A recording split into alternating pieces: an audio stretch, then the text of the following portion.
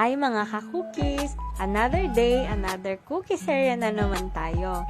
So for today's batch, super na-excite akong i-share sa inyo guys kung paano ko gawin itong batch na to. Kasi, babiyahe lang naman ang ating mga cookies to SG. Sana all cookies na lang, 'di ba? Yes guys, babiyaheng Singapore ang ating mga cookies for today's video. Kaya naman, after kong isalang at malutong ang mga cookies natin, pinalamig ko muna sila ng sobra para hindi mag-moist habang nasa biyahe. Binalot ko nga pala yan ng maigi guys para hindi mangamoy cookies sa airplane, para hindi lang gamin sa airplane. Char lang.